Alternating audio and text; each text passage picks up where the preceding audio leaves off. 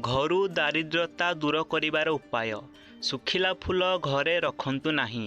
ଗହମରେ 11ଟି ତୁଳସୀ ପତ୍ର ପକାଇକି ପେଷିଲେ ଶୁଭ ହୋଇଥାଏ। ସବୁ ଗୁରୁବାରରେ ତୁଳସୀ ଗଛ ମୂଳରେ କ୍ଷୀର ଚଢ଼ାଇବା କଥା। ତାୱାରେ ରୁଟି ସେକିବା ପୂର୍ବରୁ ତାୱାରେ ଟିକିଏ କ୍ଷୀର ଛିଟିକାଇ ମାରିଲେ ବହୁତ ଶୁଭ ହୋଇଥାଏ। ପ୍ରଥମ ରୁଟିଟି ଗୋମାତାଙ୍କ ପାଇଁ ବାହାର କରିଦିଅନ୍ତୁ। ଘରର 3ଟି କବାଟ ଗୋଟେ ରେଖାରେ ରଖନ୍ତୁ ନାହିଁ। ଘରେ ସୋରିଷ ତେଲ ଦୀପରେ ଲବଙ୍ଗ ପକାଇକି ଜାଳିଲେ ଶୁଭ ହୋଇଥାଏ। ଘରେ ସପ୍ତାହରେ ଥରେ ଗୁଗୁଳ ଧୂଆଁ କରିବା ବହୁତ ଶୁଭ ହୋଇଥାଏ। ଘରେ ଭଙ୍ଗା ରୁଜା ଚିରା ଫଟା ଆଦି ଜିନିଷ ରଖନ୍ତୁ ନାହିଁ। ଦକ୍ଷିଣ ପୂର୍ବ ଦିଗ କୋଣରେ ସବୁଜ ଗଛରେ ଭରପୁର ହୋଇଥିବା ଚିତ୍ର ଲଗାନ୍ତୁ।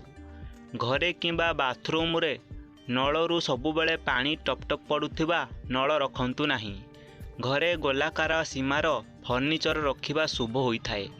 ଘରେ ତୁଳସୀ ପୂଜା ଗଛ ପୂର୍ବ ଦିଗରେ ନିଜ ଗ୍ୟାଲେରୀରେ ରଖନ୍ତୁ କିମ୍ବା ପୂଜା ସ୍ଥାନ ପାଖାପାଖି ରଖନ୍ତୁ।